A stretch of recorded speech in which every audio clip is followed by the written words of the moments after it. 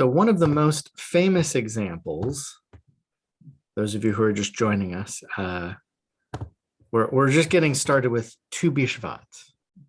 One of the most famous examples of Hebrew numerology is the word Chai. Oops, get the pencil back here. Is the word Chai,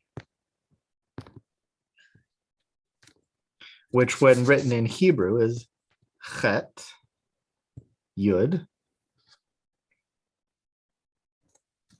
You may have even seen this, on like a necklace or something. You've got a special Chai necklace or amulet. You might see it hanging on somebody's wall. And does anybody remember what we were just talking about? How all of the Hebrew letters have numerals, or are numerals. They have numbers associated with them. Does anybody remember what the Yud stands for?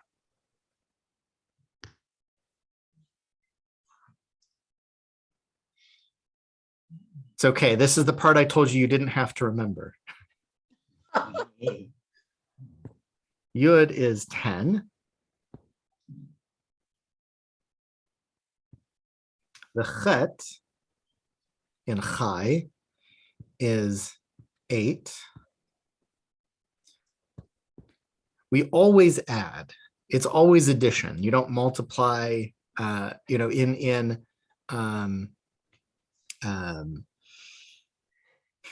going to say English numbers, but they're not. They're not English. The English got them from someone else. In Indo-Arabic numerals, which is the numbering system that we typically use. In Indo-Arabic numerals, we do multiply. If you have 1, 0, 0, well, that's 1 times 100 plus 0 plus 0, right? Or, 120, I don't know what number I started writing there, 126, let's say. That's, 1 times 6 plus 2 times 10 plus 1 times 100, right? You know all this? This is familiar? Right. In Hebrew numerals, you only add. So 10 plus 8 is 18. The word Chai, Chet, Yud, means, hold on, I gotta move something here, means life. So when we say L'chaim, right? You may have heard Le, C-H-A-I-M, L'chaim, right? That's a blessing, a toast, really. L'chaim, to life. So Chai, Chet Yud, means life. And that's the same as the number 18. And so it's a special blessing. Often when Jews make donations for different things, they make donations in increments of 18. So it's very typical, to see, synagogue, we thank our donors, those who gave $18, and here are the names, those who gave 180, those who gave 360. When you're giving out gifts for, a bar bat mitzvah, it's very common to write a check for, $18 or $36, or 360, even better, right? For the bar bat mitzvah kid, right? It's very common to give a gift or donation in multiples of 18 as a reminder that, this is not just money. It's, I'm giving you a blessing for life. It's not just a trivial gift. It's a gift with a blessing.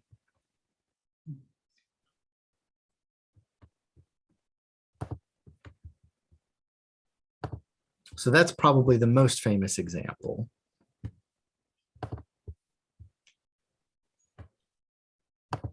Tu B'Shvat, which just means the 15th of Shabbat, even though the word tu doesn't mean 15. It stands in for 15. So Tu B'Shvat is just the 15th day of Shabbat. And that happens to be today, which means if you go outside and you look up in the sky this evening, you might, well, is it already past sunset? My blinds are closed, so it's hard for me to see. You might be able to see the moon rising already, but certainly if you go out in an hour, if you go out after the class, you'll see the full moon in the air. On the 15th day of a month, it's always a full moon. Mm-hmm. Because of that lunar calendar, right? Well, we say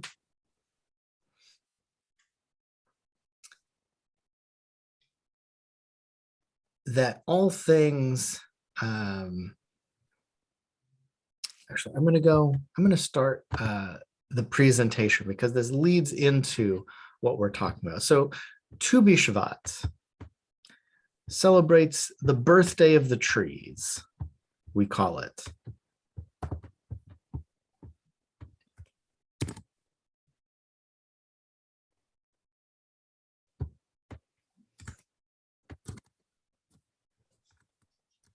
Got too many windows open. I can't find you. There you are. All right. Sorry. Usually I'm a little bit more organized than this. The next part that's set up, you'll be able to see much better.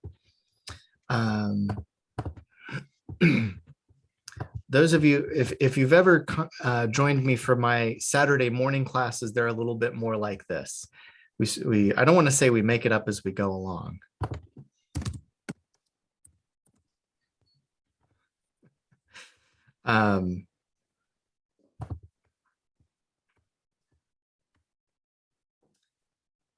In the Talmud, we have a whole tractate called Rosh Hashanah, and it begins like this.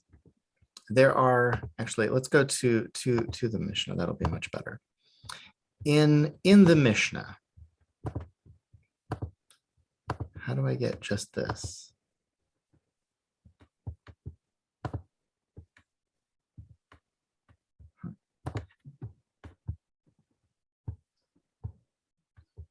Okay, in the Mishnah Rosh Hashanah, and if you've taken the whole class, you already know the difference between the Talmud and the Mishnah. If you haven't taken the whole class and you haven't studied the different Jewish texts, all you need to know is that this is a formative Jewish text. The Mishnah is a very important text in terms of what Judaism looks like today and for the past couple thousand years. So this section of the Mishnah, which is titled Rosh Hashanah, begins, there are 4 days in the year that serve as the new year. There are 4 new years. I'm not a fan of this translation, but I don't know if I can change it. The first of Nisan is the new year for kings. That happens in the spring, just before Passover. Also, the first of Nisan is for festivals. Determines what's considered the first festival of the year and the last. So Passover is the first festival. On the first of Elul, there's a new year for animal tithes. Rabbi Elazar and Rabbi Shimon say it's actually the first of Tishrei. On the first of Tishrei is the new year for counting years. The first of Tishrei is when we celebrate what we call Rosh Hashanah, the Jewish New Year, because that's when a new year begins, a new numbered year, right? We say the beginning of 2022, in the Hebrew calendar, it's 5782. So at the beginning of 5782 was Rosh Hashanah. That was the first day of Tishrei.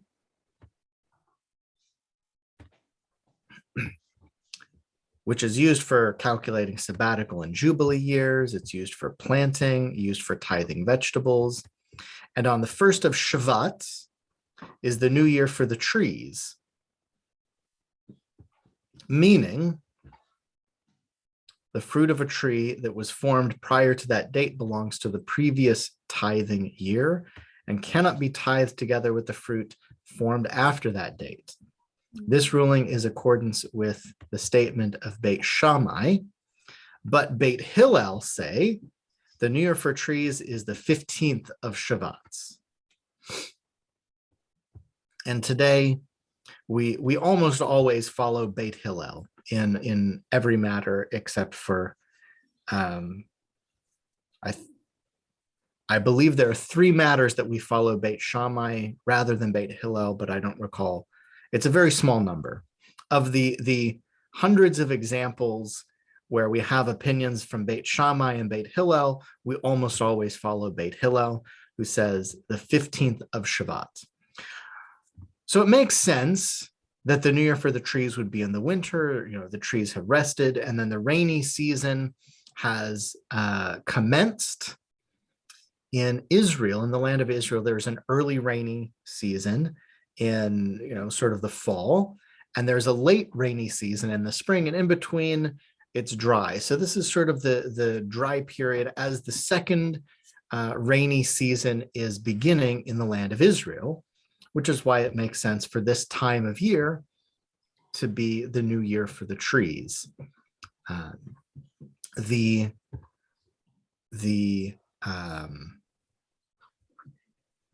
How can there be 4 New Years?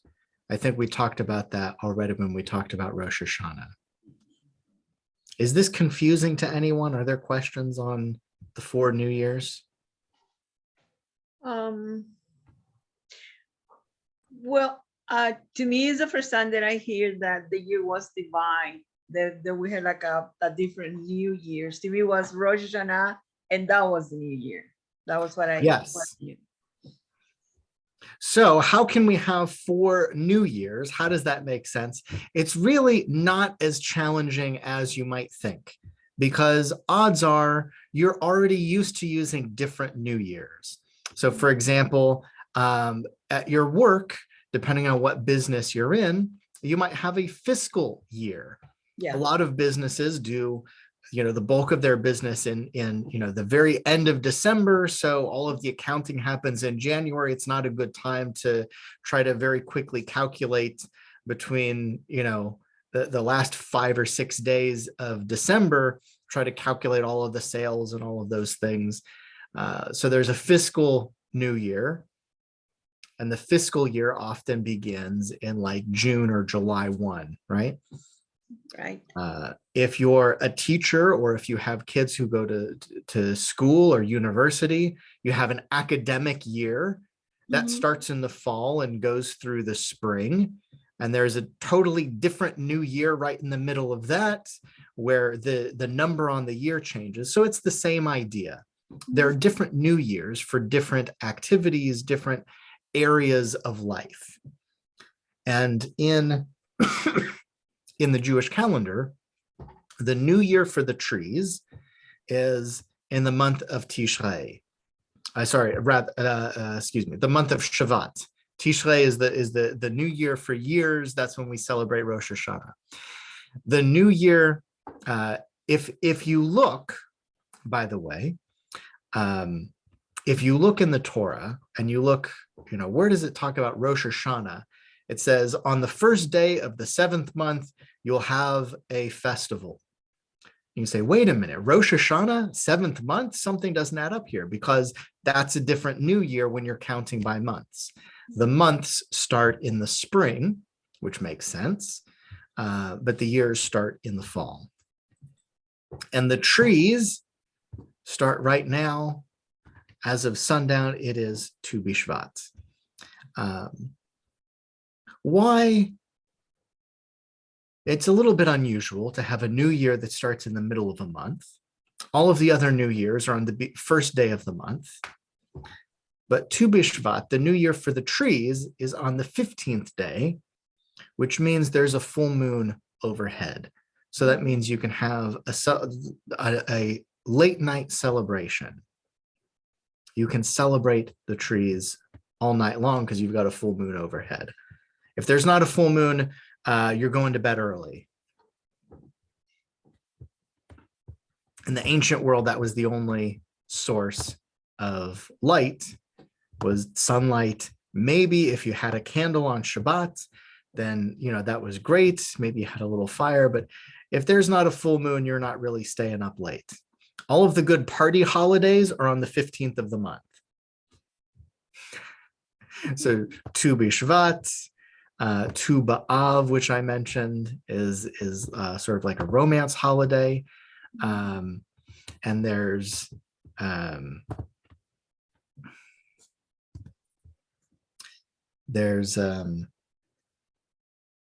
Passover, there's Sukkot, a lot of these holidays that happen in the middle of the month, so that it can be a late night, all night celebration, right? You can Shavuot. You don't want to have them on the first of the month when there's a new moon because there's not a lot of light. Okay. Slideshow.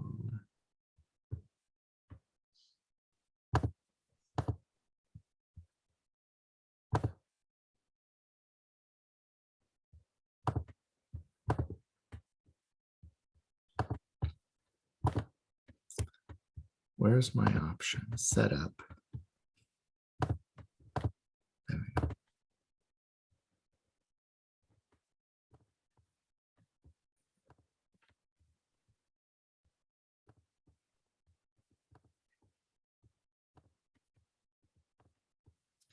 Which brings us to Sukkot, the Lulav, and ancient rituals in modern life.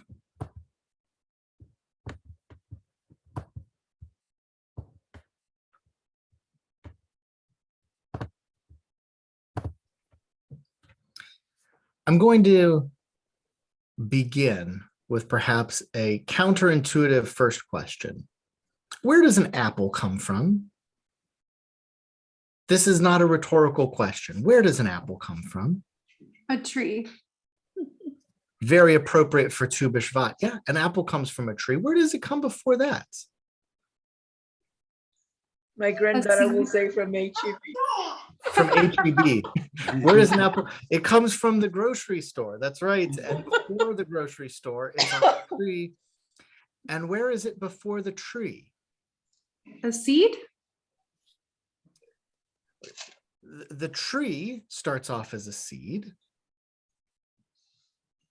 I don't know where this quote is from, but there's anybody can count the number of seeds in an apple, but only God knows the number of apples in a seed. It's very nice, isn't it?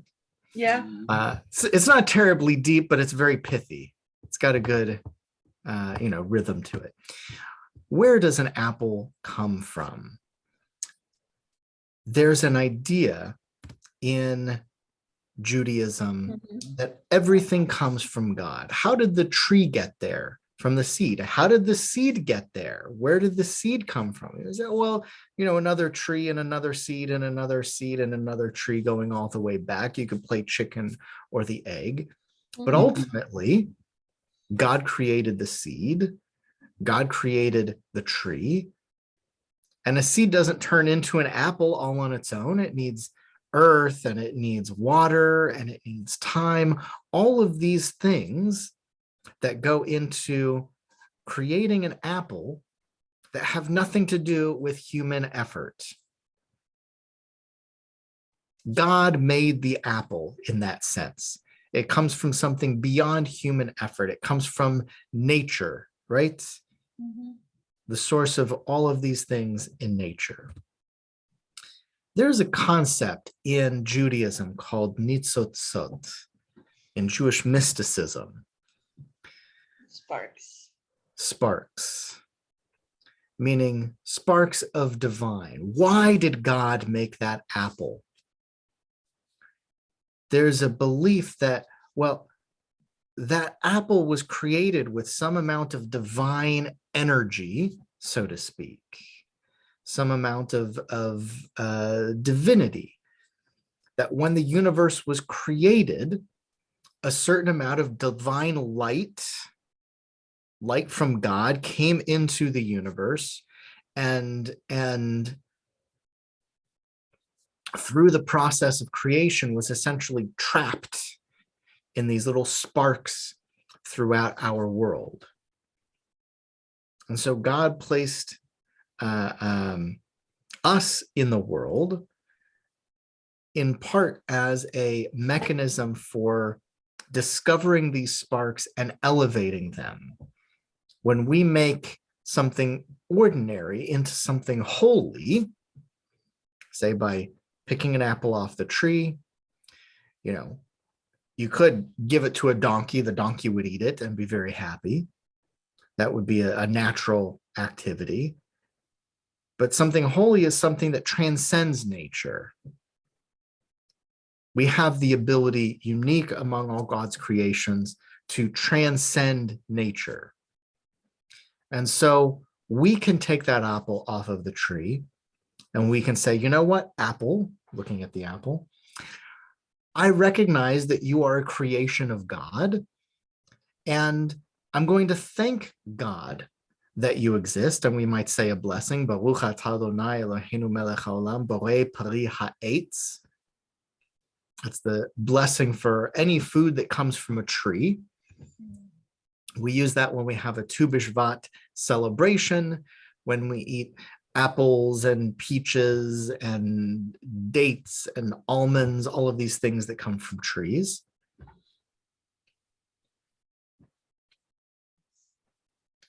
And we say this blessing each time. You can say the blessing every time you eat a piece of fruit or a nut or anything that grows on a tree. Take it and you say that special blessing. Borei pari ha'etz, blessed are you, Adonai, our God, creator of the universe, who created the fruit of the tree. And then you take a bite. Now you've done something transformational by using these words and by turning this apple into a prayer. You have made the act of eating, in this case, the act of eating that apple, into a sacred act, into a mitzvah. You've now taken this apple and turned it into a sacred act. You've made it into a mitzvah. And when we perform mitzvot, when we perform these commanded actions according to the Kabbalistic, the mystical understanding of the world, that action frees the sparks of the world. There's a tiny spark of divine in that apple that was waiting for someone to come and pick that apple and say the blessing and enjoy it.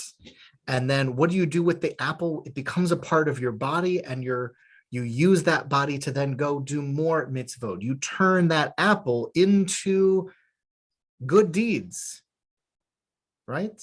It becomes the energy that powers your engine of holiness. This is the process, and this is the cycle where you have taken something ordinary and mundane and elevated it into something sacred by saying the blessing and by transforming that energy into sacred acts.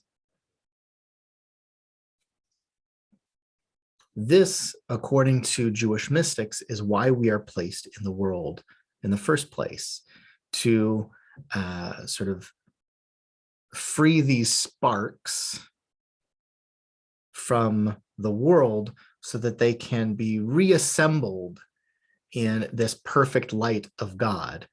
And once all of the sparks are reassembled, then this world will sort of be illuminated in this perfect light of God. Well, saying the blessing is the mitzvah. Just by saying the blessing and then eating it, this is a very fun class to do in person. It's a shame that we're sort of virtual this year again.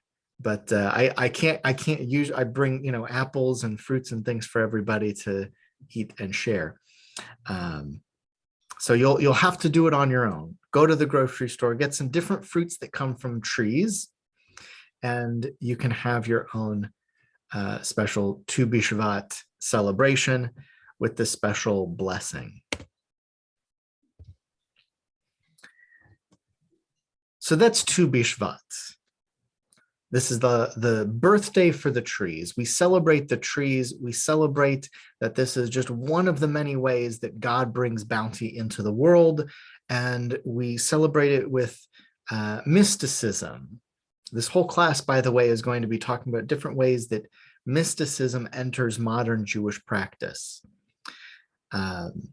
This is not a class on mysticism, but there's a lot of different mystical concepts.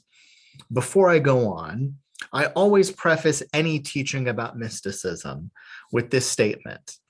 There are a certain number of people that when they learn about mysticism, the more they learn, the more inspired they become. That's wonderful. There are a certain number of people that the more they learn about mysticism, the more of a turnoff it is for them. So, it doesn't make any sense. It just, it seems like you're making it up as you go along. It seems like nonsense. It doesn't seem like that's how God works. It's just not rational. These are the two kinds of people. I've never met anyone in between, to be honest. I've never met anyone in between. So whatever your reaction is, know that is a normal reaction. If when I start talking about mysticism and sparks and divine light and other divine aspects of God in the world, if it's something that resonates with you, if it's something that you feel immediately and deeply, wonderful. If the more I talk about it, the more you're like, what is he talking about? I don't even know. None of this makes, what sparks? What does he mean sparks? What is like a spark of light, a spark of fire? What does the spark mean? That's okay too. And I have found really no indicator of one reaction or another is an indication of really anything meaningful. It's not an indication of intelligence. I know very brilliant people who are inspired by mysticism, and I know brilliant people who are completely turned off by mysticism. It doesn't speak to rationality. I know people who are very rational who also are really interested and engaged with mysticism.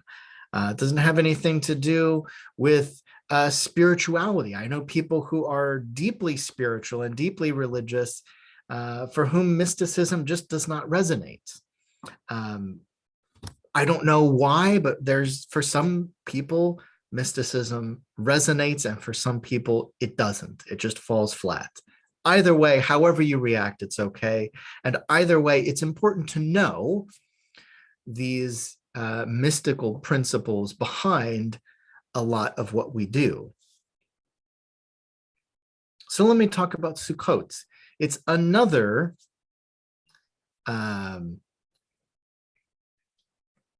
nature holiday. We celebrate nature. Sukkot is not as much of a mystical holiday as Tu B'Shvat or Shavuot that we'll learn about in a little bit. But Sukkot, for sure, it's a nature holiday. So because it's on the 15th of Tishrei, it's always a full moon. Just like Tu B'Shvat, Sukkot, you've got a full moon. Now, what do we do on Sukkot? This is a little bit of a quiz on the reading. What do we do on Sukkot? We got married. You got married on Sukkot?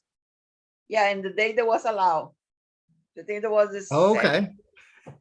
What What do we do every Sukkot? I guess I should be more specific. That's wonderful. Mazel tov. What do we do every Sukkot?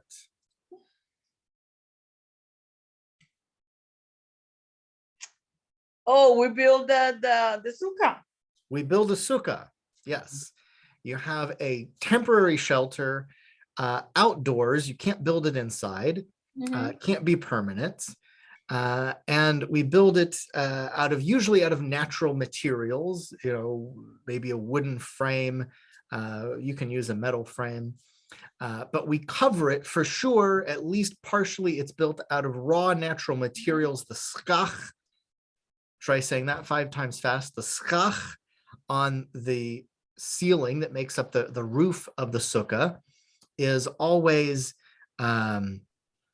leaves or stalks. It's always partially covered so that you're exposed to nature. It said you're supposed to be able to look through the roof of the sukkah and see the stars. Right? Yep. In ancient times, you would build the sukkah out in the field so that you would be close to the ingathering. This marks the end of the ingathering of the summer and the fall. What else do we do on Sukkot?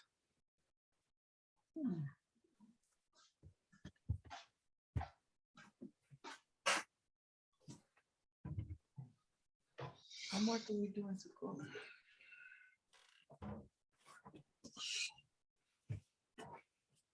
Don't remember. Yeah. We have the Lulav and the Etrog. This is not a real Lulav and Etrog, but you get the idea. So the Lulav, what is the Lulav? It's actually 3 different plants. One plant is the Lulav, the palm frond, and then you have willow and myrtle. So you can see the 3 different plants if you look up close here. The 3 different species that make up the Lulav, and the Etrog makes a 4th species. This would be a really massive Etrog. Usually they're a little bit smaller than this here. If I hold it further away, now it's like appropriately sized, right? So we have the Lulav and the Etrog. And what do? We bring them together. We shake them in the 7 directions. Now here's a good quiz. What are the 7 directions? I don't know if this was, the reading probably lists 6 directions, but there are 7 directions.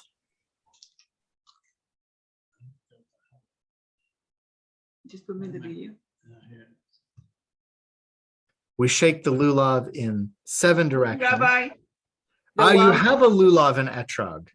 Yeah, I kept it on the fridge. And it lasted this. Oy vey. No, throw it out. It's not good anymore. It's gone bad. You know something? It's a memory.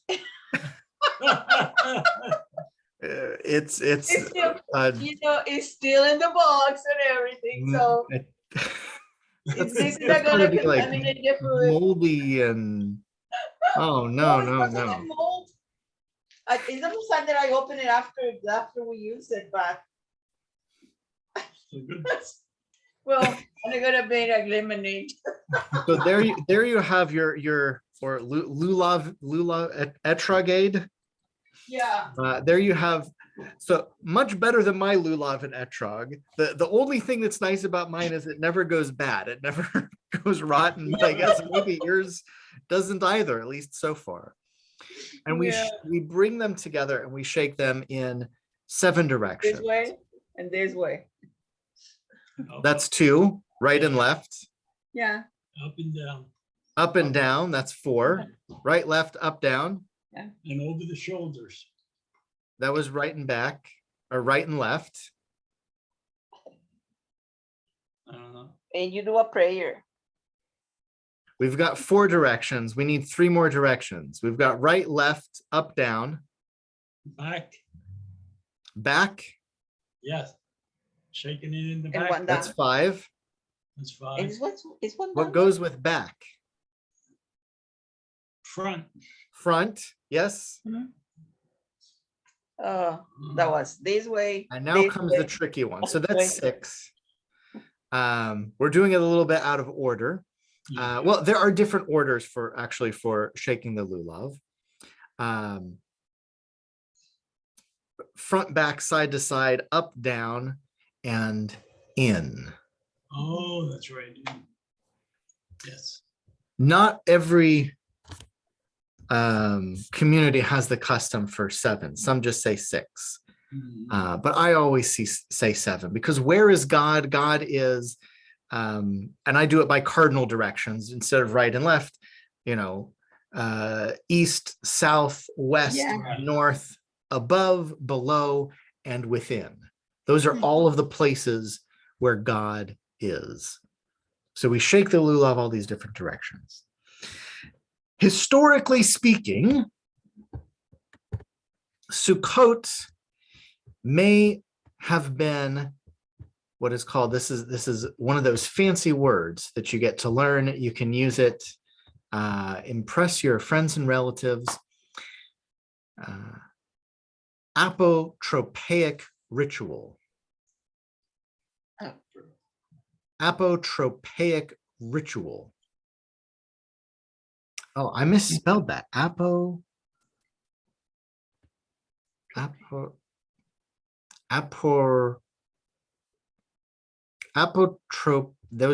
That's misspelled. Oops. Apotropaic. Don't write this. Flip the T and the R. I can't believe I never noticed that before. I've been using these same slides for or some version of it for a long time. I should have noticed before now. Apotropaic ritual is a ritual which it may have originated as. It's a ritual which is performed in order to persuade a particular action from a deity, usually protection or fertility. Those are sort of the two main things that people in the ancient world prayed to God for, or to their gods, plural, in the ancient world before monotheism showed up.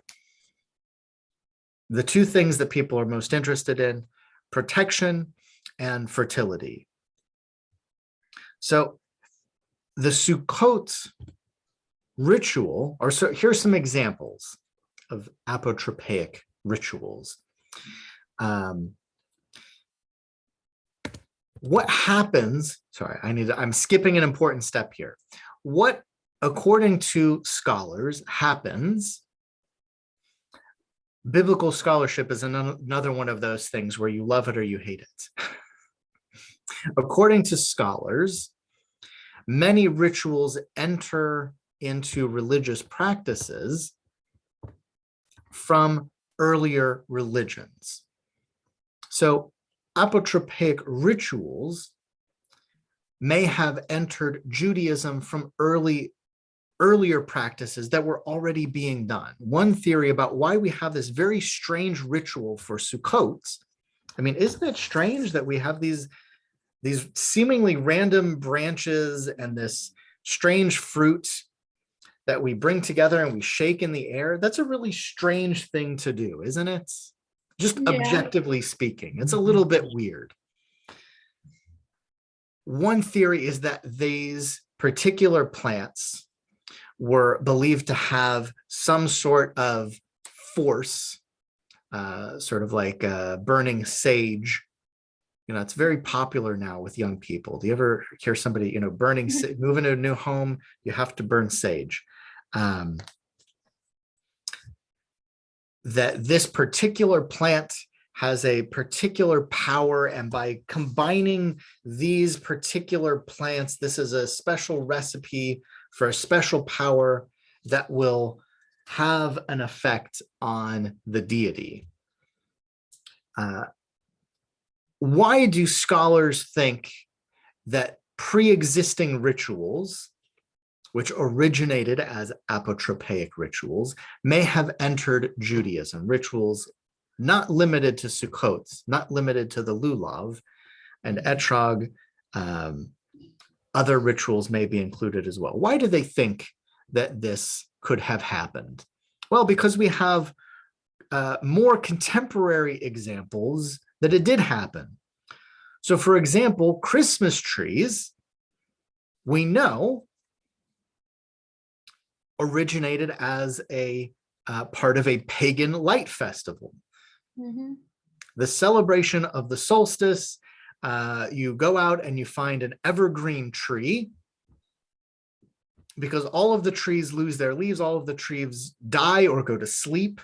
If you're in the ancient world and you don't really understand, horticulture, you say, okay, the trees are dead, they're asleep, except for the only one that stays green are these, pine trees or other evergreen trees. So you find an evergreen tree and you perform a special light ritual on the coldest, darkest day of the year, on the winter solstice, which just so happens to be like within the same week as Christmas.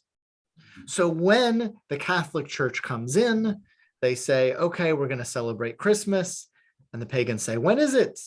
Well, it's right near the solstice. Oh, that's great. We already have this wonderful celebration. Because they say, okay, those are no longer pagan trees. They're no longer solstice trees. Now they're Christmas trees. And you get to maintain this ritual from your family, who might have been pagan, and this tradition. You just take away the religious context that led to it and put a new religious context on top. Mhm. This applies to many rituals in many religions, but in Judaism, it's believed that this could be an influence on rituals as diverse as Sukkot, Passover, the Passover Seder, putting, painting lamb's blood on the doorposts, or putting a mezuzah, some kind of a marker on the doorpost. That may have been a practice which existed before Judaism. And as Judaism caught on, they said, well, what are we supposed to do about this tradition of marking our doorposts? Well, we see a lot of ancient Near Eastern peoples that had special amulets or markings on their doorposts, on the mantle or lintel, what do you call the top part of a door? That this was a custom that already existed before Judaism came along. Circumcision, we know, factually speaking, is an older custom than the Torah. It predates Moses, right? Circumcision already existed before the time of Abraham. So that ritual was recontextualized and given a new context in the Torah in Judaism. That's the theory. So what is Sukkot all about? Well, it's a harvest festival. It's the end of the threshing. The last day of Sukkot, by the way, is Hoshana Rabbah, which is not in the curriculum. But the significance of mentioning it here is that that's the beginning of the rainy season.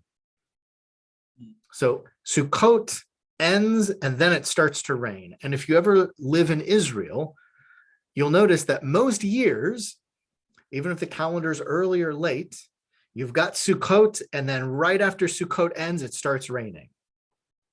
It just happens every year. This is something that happens in Israel. It's part of the natural cycle there. And so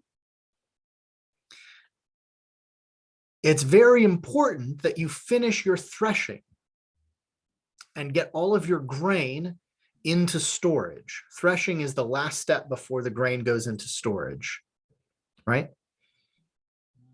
Because you can't just take the stalk of wheat and put it in a silo. It'll rot. You've got other steps you've got to do first. And the last of the steps is the threshing, so that you get the little kernels of grain and they dry out. And then later you can take those and you can crush them and winnow them and then grind the good parts into flour. But the threshing is the last part that you can do outside, and it has to be done outside before you can get the grain into the silo, into the storage for winter. And you absolutely, absolutely have to do this before the rainy season starts, because otherwise you're putting wet grain into the silo. So you need to do it before it starts raining. You've done all your harvesting in the fall, you're coming towards the end, and now like a college freshman coming at the end of the semester, you've got to pull an all-nighter. What do you do to make sure that you get all of your threshing done before the rainy season starts? You got to pull an all-nighter. So on the last full moon, when you can stay up all night, you build a little hut out in the middle of the field so that you can keep working all night and go in and take a little nap. The whole week leading up to the rainy season, you stay out late in the fields, you work early in the morning, you get all of the grain done during this festival of what becomes the festival of Sukkot. It may have been that building a booth out in the field was just a matter of convenience. It may also have been a fertility festival. In the ancient world, this is pre-Jewish world, pre-monotheistic world, you had various gods, and they usually came in pairs.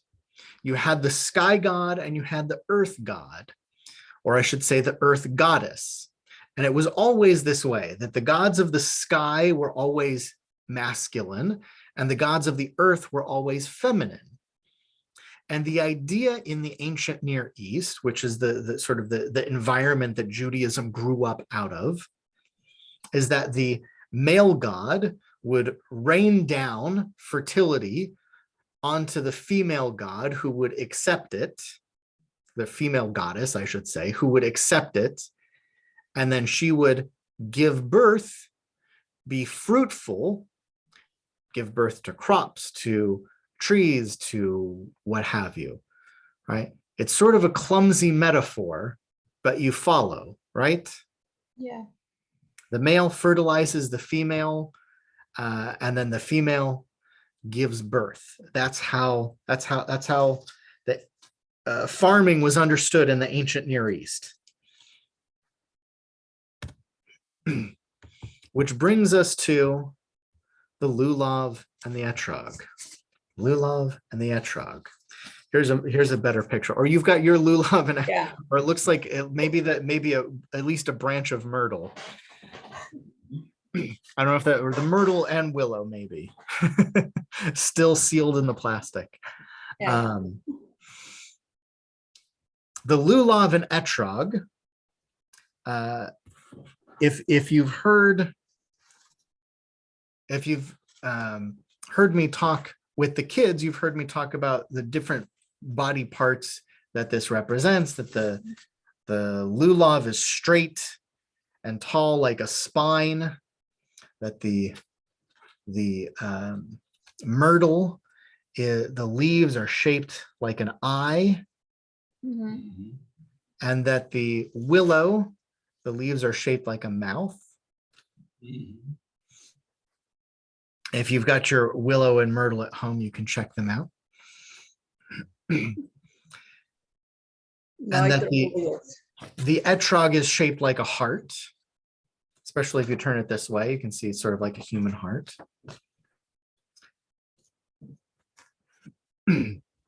However, there is a theory that the lulav and etrog was originally meant to evoke a completely different part of human anatomy, specifically male anatomy. And if you look at this picture and you have a little bit of a creative mind, you can probably imagine what that part of male anatomy was represented by the etrog and which part by the lulav. Because again, it's theorized that this was a fertility festival. I hope I'm not ruining Sukkot for you. Every time you shake the Lulav and Etrog, you'll get a little chuckle from now on. So we have the 4 species. We don't know why these specific 4 species, but we do have explanations that have come after the fact. We call those apologetics, an explanation after the fact, an explanation of a ritual or a text or anything, especially when it comes to a religious context, we call that an apologetic.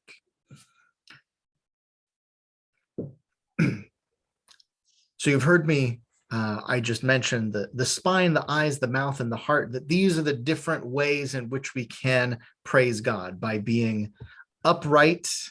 Can you see my cursor on the screen? Yes. By being upright, we praise God. By being disciplined with what we put in front of our eyes. Are you putting, Netflix 20 hours a day in front of your eyes? Are you putting, tabloids in front of your eyes? Are you putting, Torah and Talmud? What are you taking in with your eyes? Your mouth, what are your words saying?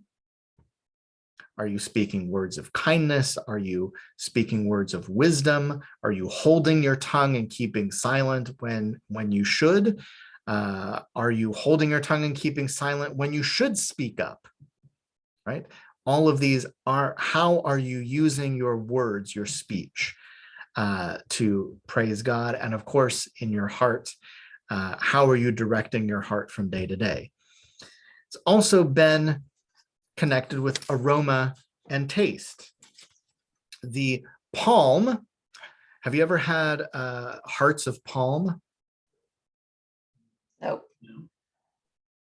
Nobody down here is familiar with hearts of, this must be like a McAllen thing, that it's just not, you have palm trees here. So there is a part of a palm tree which is edible, called heart of palm. Wow. And it's a little bit like a water chestnut, or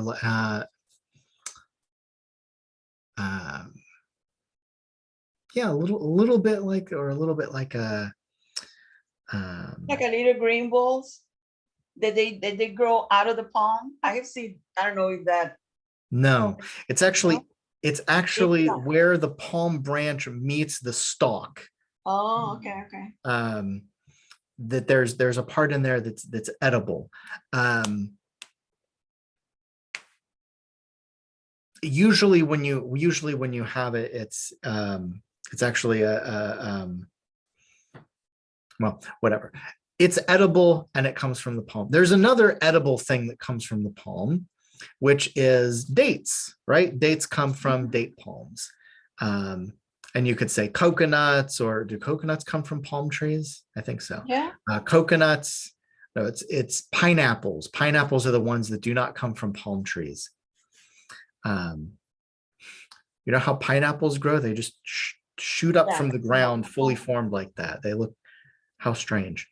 They're like upside down potatoes just sticking up. So from the palm, you have taste, but no aroma. Palm tree doesn't really have a notable aroma. You have the myrtle, which has a very pleasant aroma, but there's nothing edible about it. You can't eat any part of a myrtle tree, or at least you shouldn't. You have the willow, which has neither pleasing aroma nor pleasant taste. And then you have the etrog, which smells very nice. Well, this one smells a little bit like construction paper, but I bet yours, I don't know what it smells like after 6 months or 4 months at least. I'm not gonna smell it. But a fresh etrog has a very pleasant aroma. In fact, usually if you buy anything in the store that's lemon scented, odds are it's not actually lemon scented, it's etrog scented, which at some point, in the 20th century, companies decided, it smells close enough to a lemon, nobody will know the difference because it has such a beautiful aroma and such a pungent aroma. And also inside, it's not like a lemon, it's more fleshy than a lemon, but you can eat an etrog, you can make it into like a jam, or there are different types of etrog recipes. I think if you look at the Google search, through the year, there's a big spike in etrog recipes right after Sukkot. What is the significance of aroma and taste? Well, again, this is a mystical interpretation that aroma is good deeds, because what does it mean to have a pleasing aroma? It means that it improves what's around it. Something with a pleasing aroma improves what's around it. When you do good deeds, you're improving the world around you. And taste is something which is only inside. Taste is inside something. It's not emanating. It's only what's inside. The inner sweetness, the inner fruitfulness is knowledge. It's what's inside. You say it's what's inside that counts, right? Mm-hmm. This is the same idea. And so the Lulav and Etrog, the 4 species, represent those with learning and good deeds, those with learning but without good deeds, those with good deeds but not learning, and those with neither learning nor good deeds. I think we've all met people of all 4 categories. And what do we do on Sukkot? We bring them all together. We are all one. Or on the other hand, it could be that this originated as a fertility festival, and that shaking the Lulav and Etrog by evoking fertility, the male and the female, or maybe the male in particular, was a form of sympathetic magic, that this ritual would, this apotropaic ritual would compel the gods to bestow fertility onto your household.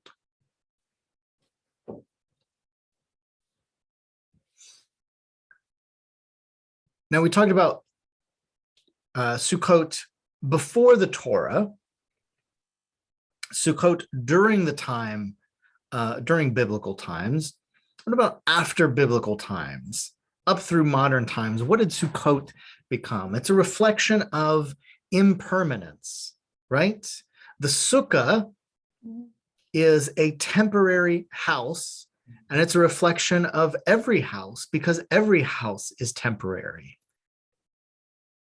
Nobody will go through, or I should say almost nobody that I know goes through their entire life from birth to death in the same house, with the same possessions, surrounded by the same household.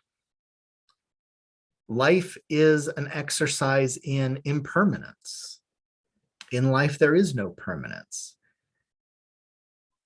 This became a connection between the harvest and of this cycle of life and death, which is why on Sukkots, in later times, the rabbis prescribed reading Kohelet.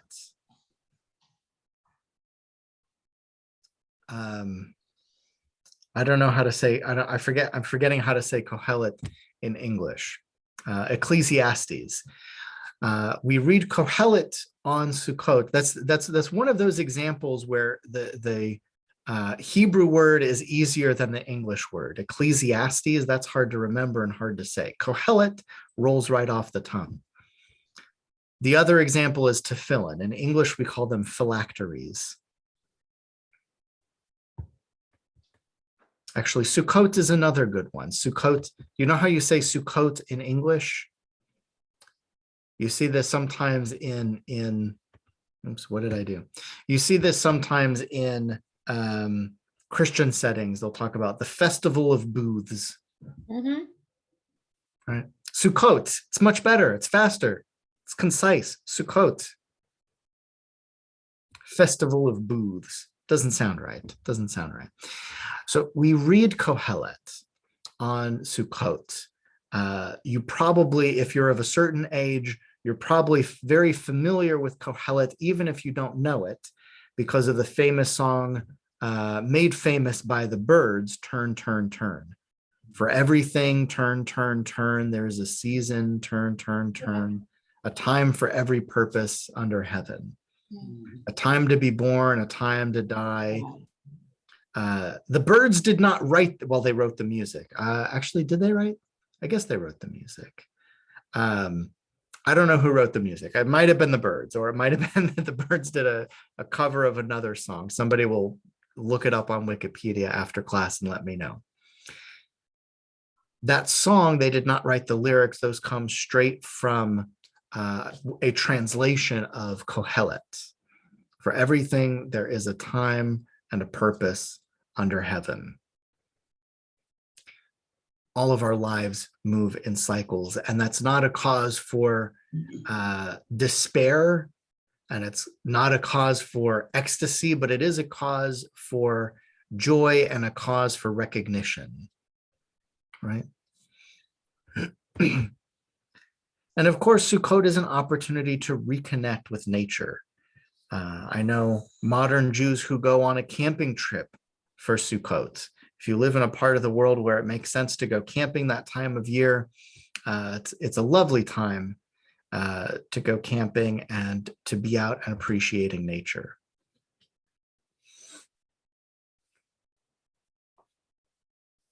Excuse me. We already talked about the sukkah itself. It has to be, the qualifications for a sukkah are it must be a temporary structure. It cannot be a permanent structure. It has to have a leafy roof. You can't use sticks. It's got to be leaves or stalks. Around here, it's very easy. Around that time of year, you can drive around and the wind has blown a lot of palm branches, a lot of palm fronds. I should say fronds instead of branches, because you can't use branches. A branch is, a woody part of the tree, but you can use a palm leaf or a palm frond. And usually around that time of year, the wind has blown a lot of them into the street. So you could just get in your pickup truck, you drive around town a couple of, 30 minutes, and you'll have enough palm fronds to toss up on top of your sukkah. When I was growing up in Colorado, there are no palm trees in Colorado. We used to use corn stalks. It was just a little bit after the corn harvest. So, somebody would go to you would have to have a special connection with a farmer and say, hey, when you're done with the corn, save some of the stalks, because we're going to put them up on the sukkah. And everybody would go to, usually the synagogue would, get a whole bunch of stalks delivered, and people could come. You could pick it up, load it into your truck, and take it home for your sukkah. That's what we did. Here, it's much easier. But it has to be leafy structure. It's not supposed to be wood, because wood is a construction material, and the roof is not supposed to be constructed because it's temporary. The rules for how much you're supposed to put up there. How do you know when the roof is done? It's when it is more covered than not. The way it's described in the Talmud and other texts is, if you look at the shadow of the sun at noon, if you look at the floor of the sukkah, should be mostly shade, more shaded than not. So the sukkah should be more covered than not covered, 51% or more, probably more than that, more covered than not covered, but it can't be completely covered. You should be able at night to look up through the sukkah and see stars shining through.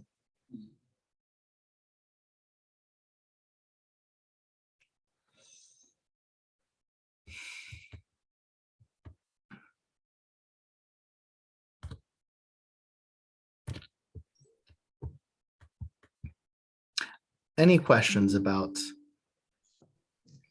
Sukkot? Somebody just sent me an email or No, a text I just sent you the for who wrote the turn song. who was it? Who was it? Wikipedia. Okay.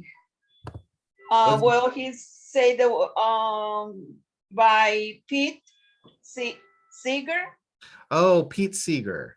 There you go. Yeah. Was Pete Seeger in the Birds? I don't know. Anyway, it doesn't matter. Any questions before we take a short break? Okay. It's not a question. I Yes. don't know. It's just every time that I follow a holiday and a Jewish holiday, I always in my mind I always thought that this was original, So I knew about the Christmas tree. I knew about in at one point in the past they wanted to keep the people together, so they started mixing pagan traditions, so you can make the group bigger, you can make everybody happy. So never went across my mind, to think like a Sukkot was something that started as a pagan tradition. If I understood what you said, but now you say, well, yes, maybe they started that way, but now this is what signified. And I do understand that that every individual, like going back to mysticism, I can see that the idea that how we change, how this we are temporary, like the Sukkot, they're just like you're gonna use that for X amount of days, right? It's life. It's like life. We're here today, but we don't know if we are gonna be here tomorrow. So it's it's good.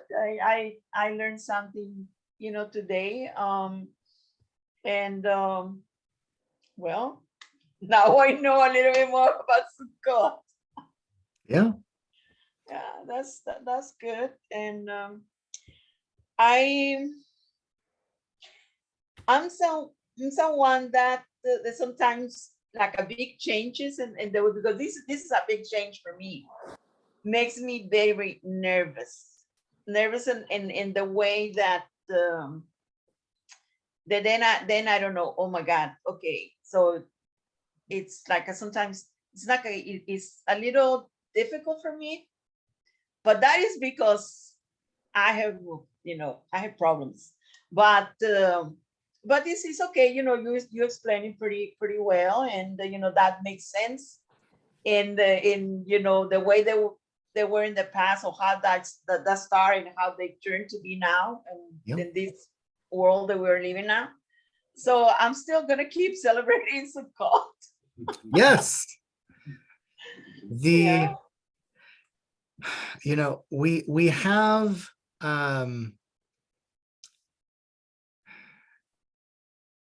the reason that we have adult education is because you explain things differently to kids. And this is sort of obvious in most contexts. You wouldn't explain, if a 3-year-old says, what is the sun? You're going to explain it very differently than if a college student asks their professor, what is the sun? You're going to get a very different answer. There's going to be like 0% overlap, right? Yeah. This is adult education, as you're learning in greater depth. You're learning things that might even seem contradictory. You might say to a kid, well, the sun is a bright light in the sky. Well, if you're a college astrophysics professor and you said that the sun was in the sky, they would kick you out. The sun's not in the sky. It's 9 million or 30 million, however many miles away. The sun is not in the sky. The whole earth would be destroyed if the sun were in the sky. But if you're talking to a kindergarten, you can't explain all of that. You say the sun is in the sky. These are contradictory statements, Yeah. but they're both true, Mm-hmm. right? You're not lying when you say that the sun is in the sky. It's just how you explain it to a 5-year-old. And as you get more advanced in your Jewish learning, you find the same thing, that the explanations that you had in your previous learning are always going to be challenged. And if they're not being challenged, then you're probably not really learning. Yeah. That's where the learning and the progress happens, in those spaces that make you uncomfortable and make you say, wow, I never realized that could be the case. Good. So 5-minute break. Okay. Actually, let's say 4-minute break, because I have 8:06. 4-minute break. I'm going to get a glass of water, take care of whatever needs you want to take care of, and then we'll talk about Omer and Shavuot. And I think we should still be done around 8:30. Okay. Thank you, Robbie.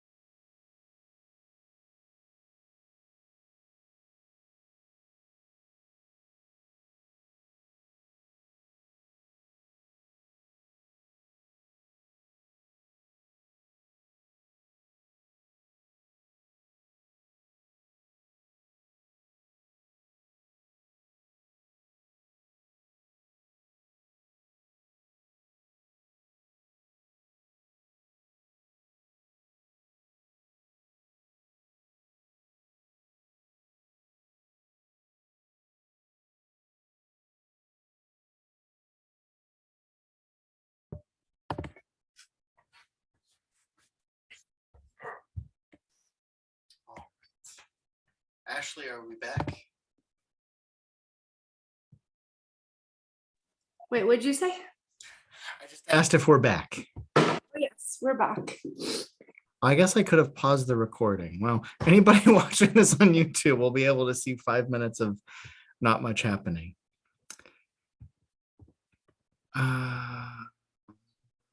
Screen share. There we go.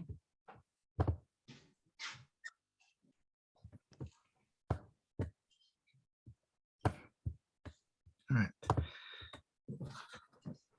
Omer and Shavuot. So the other end of the calendar that deals with nature-themed holidays is in the spring. We know Passover happens in the spring, Pesach happens in the springtime, and roughly corresponds with sort of the early harvest. The end of the rainy season is around Passover. Usually by then it's dry. That's why during Passover we switch the blessing that we say. Right? During the Amidah, during the winter, up until Pesach, we say Mashiv Haruach Umorid Hagashem, God who causes the wind to blow and the rain to fall. After Passover, we change it. The rainy season is over. We're no longer praying for rains, and we change it to Morid Hatal, who makes dew descend.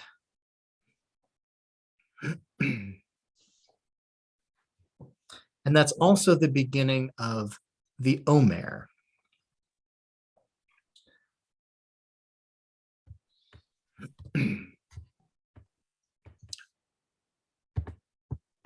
Why won't this let me? There we go.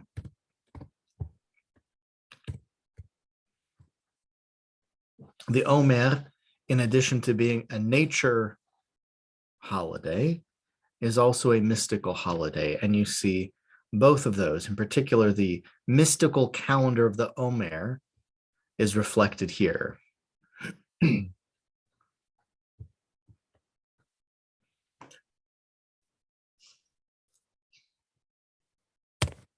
Excuse me.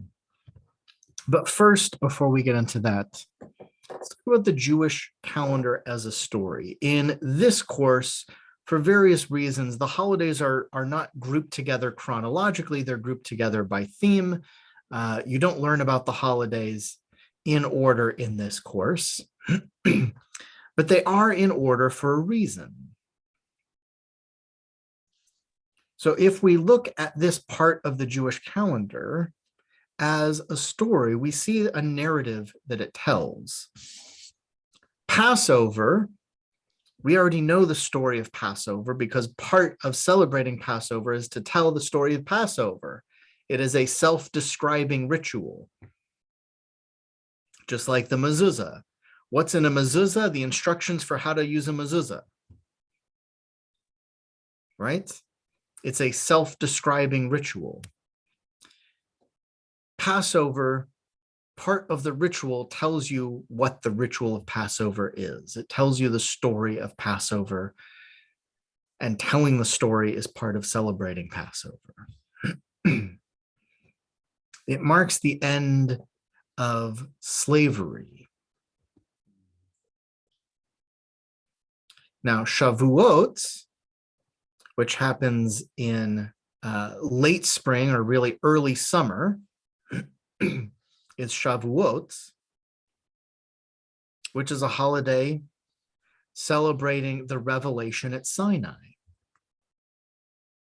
It's when God spoke to all of the 600,000 people gathered at the foot of Sinai. This means that the Omer is our journey between them.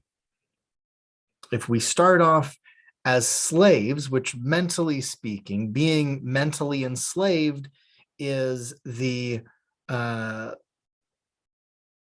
most closed that we can be.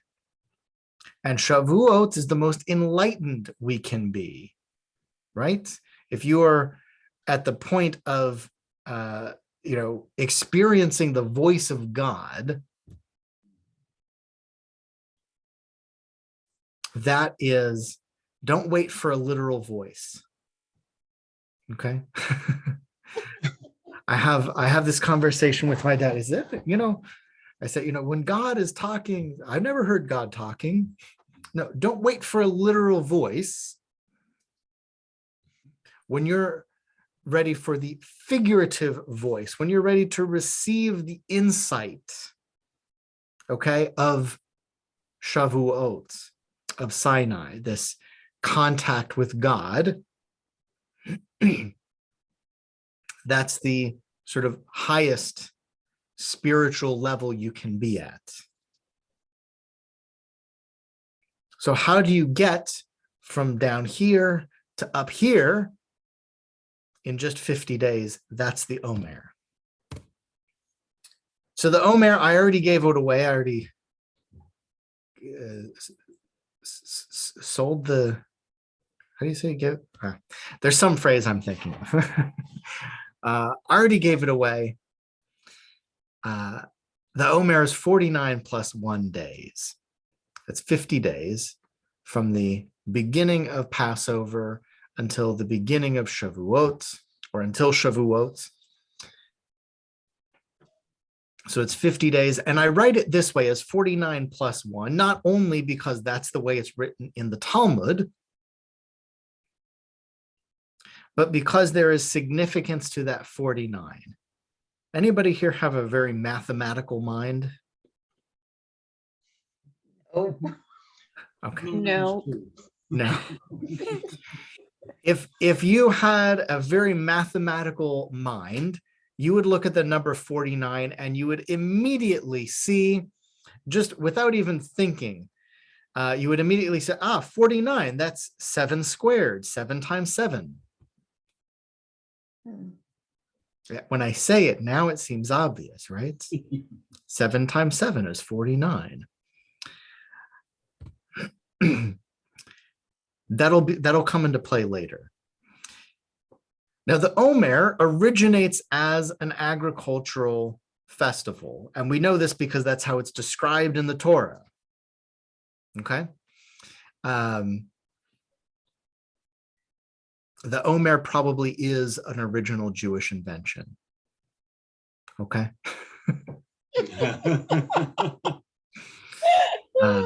There does not seem to be an antecedent for the Omer, other than the fact that it is a ritual surrounding planting and harvest. This is the barley harvest. Omer means, the word Omer means ingathering. So this is the time the barley harvest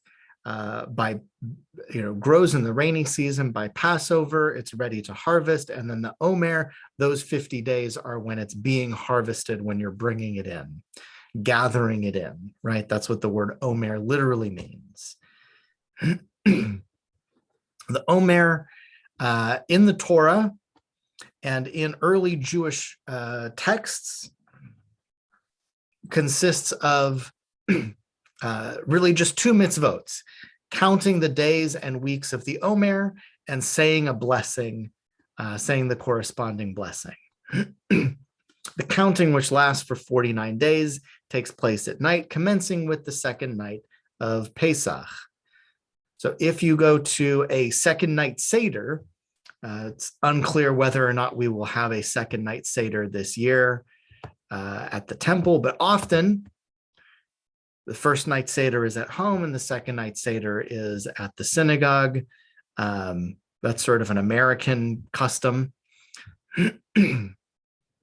If you come to the second night synagogue as part of the Passover Seder, we say the blessing over counting the Omer for the first day of the Omer.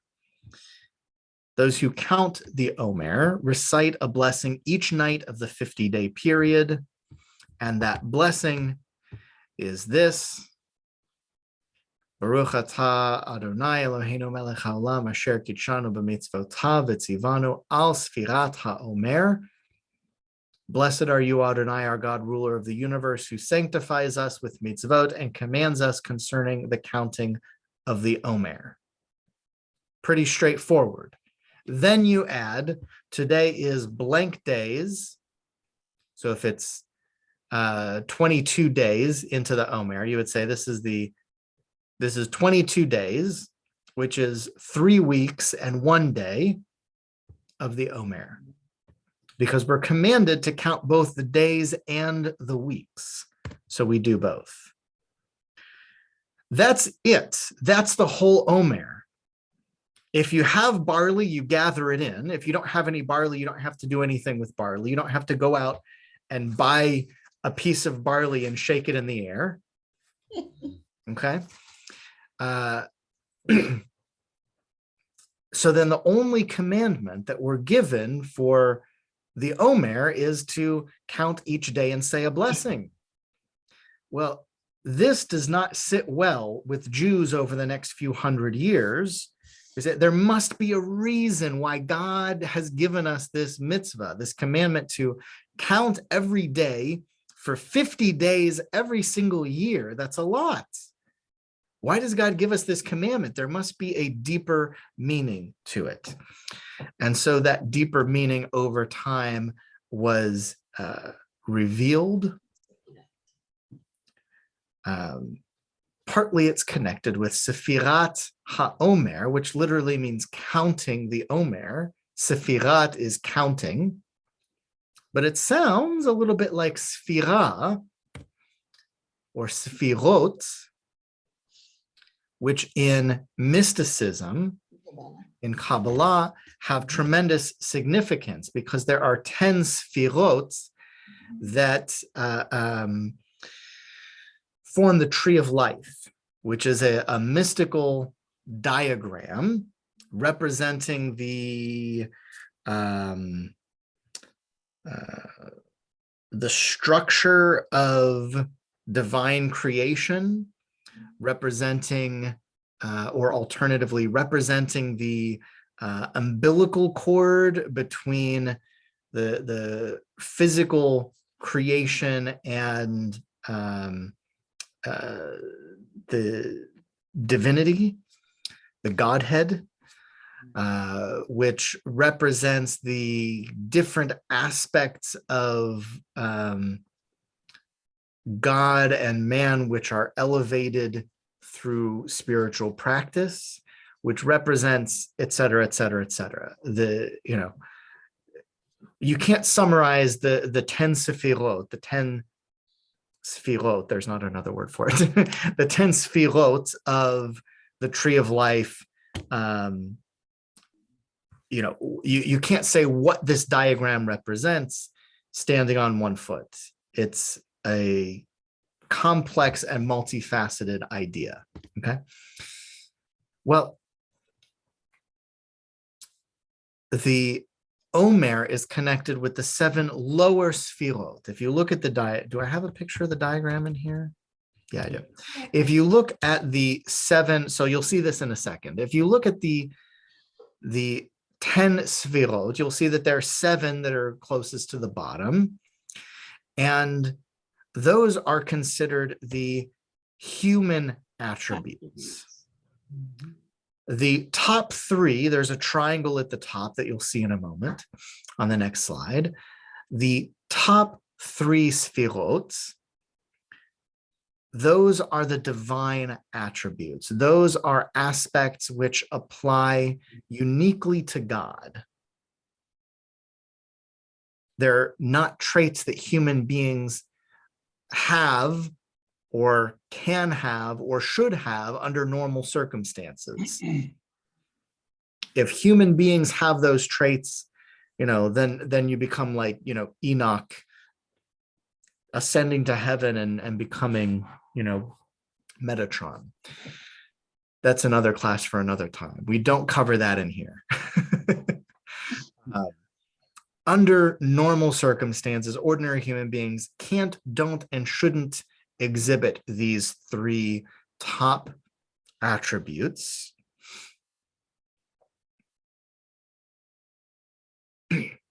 But the 7 lower sfirot, the 7 lower attributes, are all human attributes that we can display and refine. That second part is important, not just that we have these attributes, but that we can refine these attributes within ourselves. So these are the top 3, Keter, Bina, and Chochma. Human beings will never have total wisdom. That would mean we understand past, present, and all possible futures. That is beyond our capability. Bina, understanding. That would mean that we understand everything there is to know in the universe. We will never have Bina. We will never approach Bina. Keter, crown. That's the divine crown. Certainly we can't and shouldn't have this attribute. But the other attributes, da'at, knowledge, yes, we can have knowledge. We can take information and understand it, okay? That's knowledge, da'at. Givurah, strength. We can have strength of character. Chesed, loving kindness, we can have and do. I would say it's a verb. We can do chesed. Tiferet, we can develop inner harmony, inner peace, inner balance. Hod, translated here as surrender. That's an okay translation. We can have humility. Netzach, victory. This is something we experience as we're moving down towards the more worldly attributes. Yesod, foundation, and Malchut, which here is translated as manifestation. That's not a bad translation in a mystical sense. The word Malchut literally means sovereignty.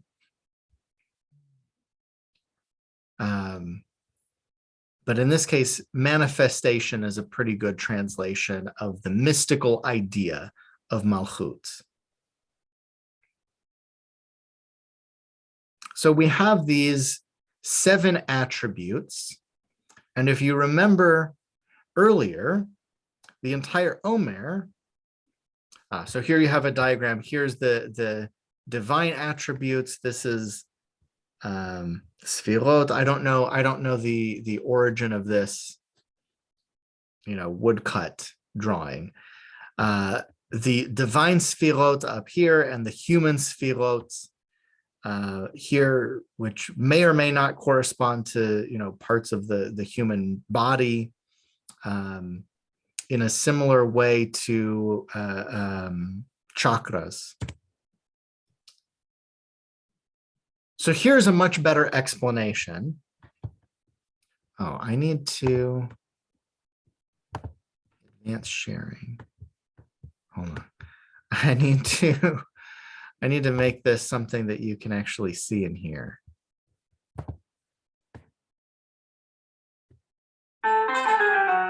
Your emotion.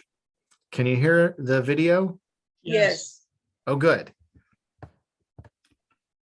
So here is the best explanation that I found for these 7 spherotes. Your emotions boil down to 7 basic traits. Kindness likes everyone and everything. She likes your friends, your coworkers, and the ficus on your coworker's desk. It needs water, all the water. And she likes puppies, lots and lots of puppies. Your coworkers spend too much time on the internet and not enough time taking care of their ficuses. They know who they are, and discipline's going to tell them. And he's putting those puppies up on Craigslist. Harmony's noticed that dying ficus, but she knows that coworkers have an occasional bad day. Maybe they need cute little puppies, and maybe you'll take one too. Endurance is ready to take on a challenge. He'll train that puppy, he'll water that plant too. And if there's a meeting with a big potential client on Monday, he'll be there over the weekend to get the presentation down pat. Milady is going to ask your coworker to do the presentation with you, because while you may know a bit about year-end fiscal earnings, he knows a lot about how to work that PowerPoint remote. Plus, then you can ask him for some tips on puppy care. Connection wants to form a deep and meaningful bond with that coworker. And those puppies. And the ficus. Nobility knows your puppy and plant depend on you, and she knows your coworkers are depending on you too. And she'll do it all with dignity and grace, because you're here doing what you're good at, and it's what you're meant to do. All of these personality traits come together to form 49 permutations of yourself, 49 distinct and separate types of emotional traits and reactions, coalescing into a crowded and sometimes chaotic chorus. You're gonna need a lot of puppies. Or you can use MLC's new MyOmer app to learn how to integrate those attributes into your life. Available now for your iOS and Android compatible devices. I do not get a cut. I don't work for Meaningful Life Center. I don't know much about Meaningful Life Center, but I do like that video. And I think it does a good job of explaining what these different attributes are and what they mean at the in simple terms, right? Simple and memorable. So then the Omer, 7 times 7. I'm missing something important here. The Omer,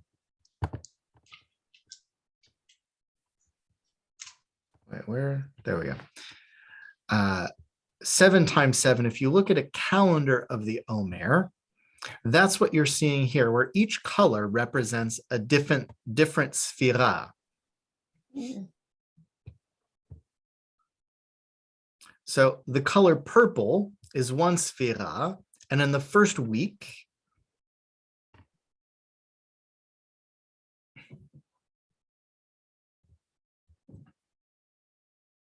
I don't know which direction this is going.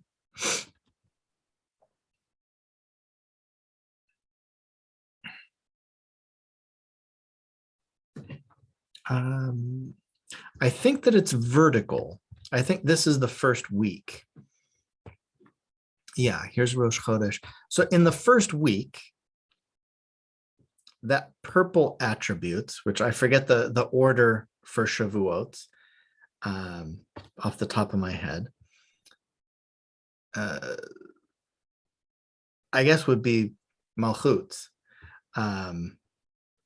That first attribute combined with itself, that's the first day. The second day is this first attribute combined with the second attribute, and so on through the day, so that each day of the week, say it's Monday, Tuesday, Wednesday, Thursday, Friday, Saturday, and Sunday, or it could start on any day. It could be Wednesday, Thursday, Friday, Saturday, Sunday, Monday, Tuesday.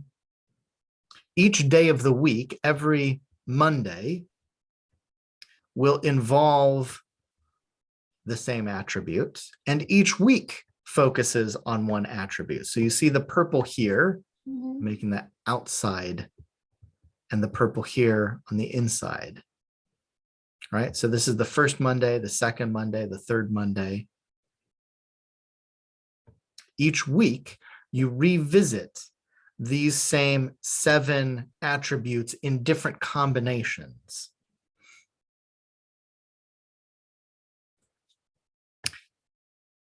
Culminating in the 49th day, when you have completed all 49 permutations, and ending with Shavuot.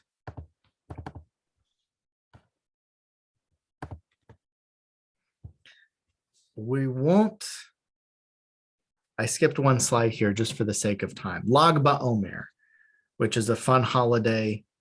Lag, sort of like Tu Bishvat.